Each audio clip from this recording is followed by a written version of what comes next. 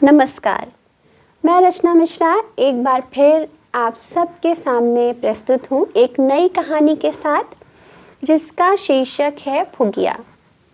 Doctor कुमुद बालाजी की ये कहानी फुगिया एक प्रश्न चिन्ह है हमारे समाज के लिए। इस सुंदर कहानी को चलिए सुनते हैं और आनंद लेते हैं इस कहानी का। इस शहर में मैं नई थी और मेरी नौकरी भी नई थी। पहले दिन मैं विद्यालय गई ही थी कि कुछ ही देर बाद मेरे सामने एक औरत आती है और मुझसे बहन जी करके कुछ पूछने लगती है। मैं पूछती हूँ कि तुमको किसने मेरे पास भेजा? वो बाहर बैठे हुए चौकीदार की तरफ इशारा करते हुए बताती है कि इन्होंने मुझे आपके पास भेजा है और ये कह रहे हैं कि बहन जी से मिल लेंगी तो आपकी बात हो जाएगी। मुझे अपनी बेटी का दाखिला आपके विद्यालय में करवाना है। उसने ये कहते कहते मुझसे नमस्कार किया और मैंने भी हंस के उसके नमस्कार को अभिवादन किया। लेकिन पता नहीं क्यों उस औरत को देखकर मुझे बड़ा ही अजीब लगा। उसके चेहरे पर एक अजीब सा सन्नाटा था। वो मुझसे बात तो कर रही थी, लेकिन मुझे लग रहा था कि वो कुछ और भी बताना चाह रही है, लेकिन बता नहीं पा रही है। उसके साथ में एक प्यारी सी भोली सी छोटी सी लड़की भी थी, जिसकी उम्र मानो 5 से 6 साल लग रही थी। तो मैंने पूछा, अच्छा किसका दाखिला करवाना है? उसने कहा, यही तो है मेरी बिटिया फुगिया, इसी का दाखिला करवाना है मुझे आपके विद्यालय में। मैं उसे देखकर कुछ बोल नहीं पाई, क्योंकि वो बार बार रो रो कर मुझसे विनती कर रही थी। लेकिन फिर भी विद्यालय के नियमों को बताते हुए मैंने कहा कि अभी तो इसका एडमिशन नहीं हो पाएगा, क्योंकि अभी परीक्षाएं होनी बाकी हैं। फिर परीक्षाएं होंगी, उसके बाद एडमिशन की प्रक्रिया होगी। कम से कम 3 महीना लगेगा। जहां इतना इंतज़ार किया वहां 3 महीने और सही। वो रोती जा रही थी और विनती करती जा रही थी। मुझे कुछ समझ में नहीं आ रहा था। मैंने उसे अपने घर का पता दिया और उसे शाम को अपने घर पर बुलाया। जब मैं विद्यालय से घर पहुंची तो वहां पर फुगिया की माँ पहले से ही थी। मैं बड़ी आश्चर्य में पड़ गई और मैंने सोचा कि इतना क्या है इसको एडमिशन करवाने का, जो ये सब कुछ जान भी रही है। मैंने नियमों को भी बताया, लेकिन फिर भी इसके मन में यही लालसा है कि मेरी बच्ची का एडमिशन हो जाए।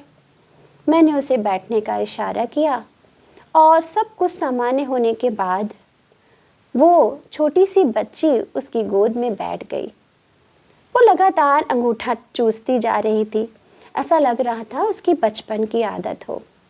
लेकिन मेरा जो उसका भोला सा चेहरा था, मेरा मन बार बार उस छोटी सी बच्ची की तरफ ललायित हो रहा था। बहुत ही सुंदर और प्यारी बच्ची थी वो।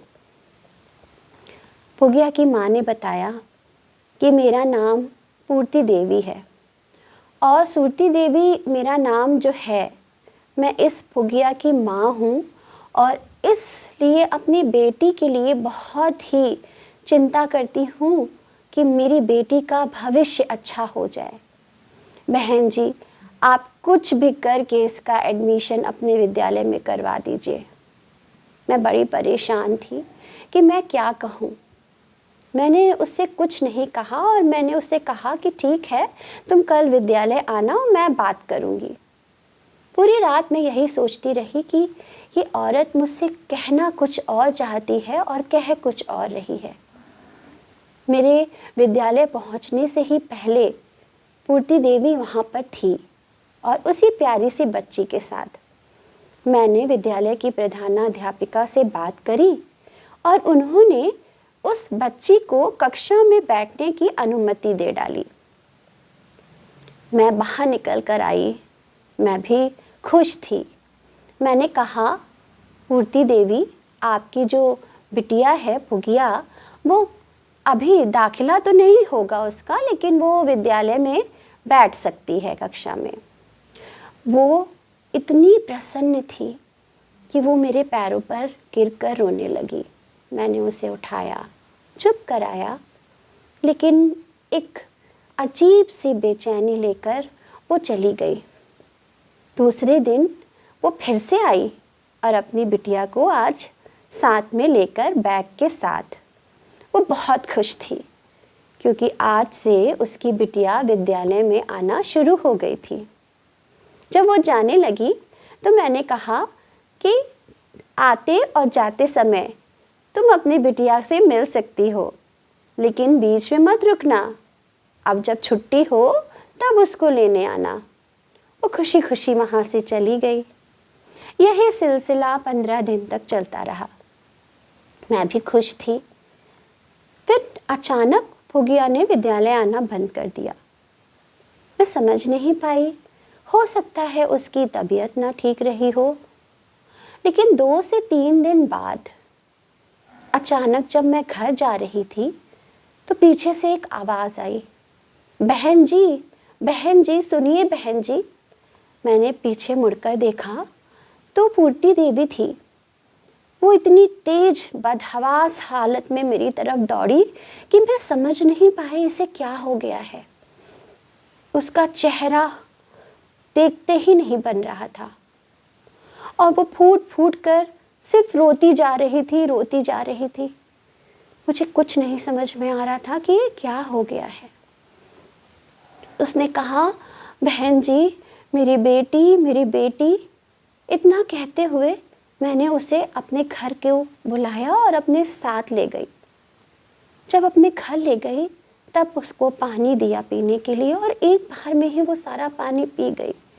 ऐसा लग रहा था कि जन्मों से उसने पानी ना पिया हो। उसके हलक में कोई बात थी जो अटकी हुई थी। मैंने उससे बार बार पूछा, क्या हो गया है, क्यों रो रही हो तुम इतना, और फुगिया कहाँ है? वो मेरी बात सुनकर फिर से रोने लगी और उसने कहा, बहन जी बहुत गलत हुआ है मेरी फुगिया के साथ। मेरी फुगिया ये 5 साल की बिटिया मेरी माँ ने इसका नाम ये होली के दिन हुई थी इसलिए फुगिया रखा था। आज वो फुगिया मुरझा गई है बहन जी, आज वो फुगिया मुरझा गई है। उसने बस इतना ही कहा था। मैं सब कुछ समझ गई। मैं समझ नहीं पा रही थी कि ये समाज है या दरिंदों का अड्डा। एक छोटी सी लड़की जिसने अभी जीवन जीना भी नहीं सीखा था, वो आज जीवन और मृत्यु के बीच झूल रही है और कुछ दरिंदों के हाथ लगकर। मैं निशब्द थी, मेरा मुंह खुला का खुला रह गया। वो मुझे टोकते हुए बोली, बहन जी मैं 4 घरों में बर्तन मांजती हूँ, झाड़ू पोछा करती हूँ तो मुझे कुछ पैसा मिलता है। मेरा शराबी पति सारा पैसा छीन लेता है। उसे लगता है इन पैसों पर उसी का अधिकार है। मैंने ये सब सोचकर उसे छोड़ भी दिया था और अपने घर चली गई थी, अपनी माँ के पास। लेकिन वहाँ भी मेरे भाइयों ने मुझको और मेरी बिटिया को एक बोझ समझा और मेरी माँ करती भी क्या। मैं फिर से जूते और लात खाने के लिए अपने ससुराल चली आई और इस पति ने जो मुझे ब्याह के लाया था, उसने इतना पैसा ले लिया लोगों से शराब के लिए कि वो सब घर चले आए और उन पैसों के बदले मुझे ही उठा कर ले गए।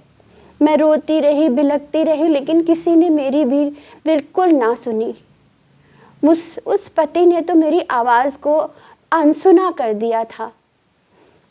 मैंने उन लोगों से कहा कि मैं तुम्हारा पैसा चुका दूंगी, लेकिन उनका मुझसे मन नहीं भरा। तो आज मेरी बेटी के साथ। मैं सारी बातें सुनकर कांप रही थी। उतने में ही मेरी बेटी हर्षाली आ गई और उसने कहा कि माँ ये क्या है? ये समाज है? बस मेरे मन में राष्ट्र कवि मैथिली शरण गुप्त जी की यही पंक्तियां चल रही थी कि अबला नारी तेरी यही कहानी, आंचल में है दूध और आंखों में पानी।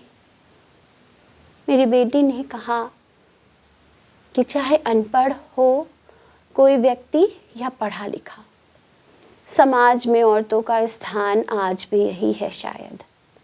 माँ, तुम्हारे साथ भी तो पिताजी अच्छा व्यवहार नहीं करते थे। अगर तुम्हारी सरकारी नौकरी ना होती तो आज ये पूर्ति देवी की जगह तुम होती। माँ, उठो, लड़ो इस लड़ाई को। हम सब चलेंगे फुगिया की मदद करने। न जाने मेरी बेटी के शब्दों ने मेरे अंदर कौन सी स्फूर्ति जगा दी थी। हम सब लोग मिलकर अस्पताल गए और उस बच्ची की हालत को देखकर मेरा कलेजा मुंह को आ गया। मैं सोचने लगी कि ये समाज, ये दरिंदे, ये लोग जन्म ही क्यों लेते हैं इस तरह से, जिनको दूसरों को जीवन देना तो क्या, दूसरों को रखना भी नहीं आता, पालना भी नहीं आता। एक छोटी सी बच्ची, मासूम सी बच्ची, एक छोटा सा फूल जो अभी खिला भी नहीं, उसे रौंद के फेंक दिया। यही सब सोचते सोचते मैंने ठान लिया था कि मैं इसके लिए ज़रूर आगे बढ़ूंगी। मैंने दूसरे दिन जाकर विद्यालय की प्रधानाध्यापिका को सब कुछ बता दिया। उनके पति IAS ऑफिसर थे और उनकी मदद से उन सभी अपराधियों को जेल में बंद कर दिया गया। उसके पति को भी अदालत में बुलाया गया और सब कुछ देखकर वो पूर्ति देवी से माफ़ी मांग रहा था, गिड़गिड़ा रहा था माफ़ी के लिए, लेकिन वो एकदम पत्थर बनी खड़ी थी, क्योंकि जितना भी कुछ उसने अपने ऊपर झेला था, आज अपनी बेटी के ऊपर झेलते हुए वो नहीं देख पाई। उन दरिंदों को सजा दी गई और मैं फुगिया और उसकी माँ की रखवाली के लिए तैयार थी। 1.5 महीने बाद जब फुगिया धीरे धीरे ठीक होने लगी तो उसे अस्पताल से छुट्टी मिली और वो दोनों माँ बेटी मेरे साथ आ गई। मैंने विद्यालय में आया की नौकरी के लिए पूर्ति देवी को रखवा दिया, लेकिन वो एकदम पत्थर बन चुकी थी, क्योंकि उसे अपनी बेटी के चेहरे पर वो फिर से खुशी नहीं दिखाई दे रही थी जो वो देखना चाहती थी। और एक दिन होली का दिन आया। मेरी बेटी हर्षाली को मालपुए और गुजिया बहुत पसंद थी। मैं मालपुए और गुजिया बना रही थी और घर में सारे लोग गुलाल से होली खेल रहे थे। इतने में ही हर्षाली की कुछ सहेलियां आती हैं और फुगिया को दौड़ा दौड़ा कर गुलाल लगाने की कोशिश करती हैं। फुगिया डर के मारे बिस्तर के नीचे छुप जाती है। हर्षाली उसे बड़े प्यार से नीचे से निकालती है और वो खिलखिला कर हंसने लगती है।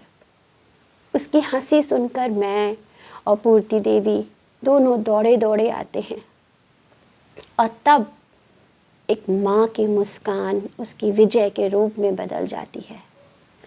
कहीं ना कहीं मेरे मन में भी ये एक छोटी सी शिकायत थी अपने जीवन से कि मैंने क्यों नहीं उस समय आवाज़ उठाई जब मुझे आवाज़ उठानी चाहिए थी।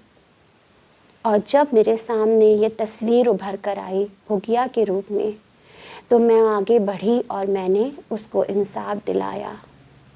लेकिन ना जाने आज भी कितनी ऐसी फुगिया हैं जो रक्षा की गुहार लगा रही हैं, उन्हें कोई भी सहारा नहीं मिलता और वो इसी तरह दम तोड़ देती हैं। और यहीं पर कहानी का अंत हो जाता है। डॉक्टर कुमुद बालाजी की एक कहानी वास्तव में समाज पर एक प्रश्न चिन्ह है कि कब तक इस तरह के लोग इस समाज में ऐसे ही सांसें लेते रहेंगे और कब तक ये जो पुरुषवाद है खत्म नहीं होगा।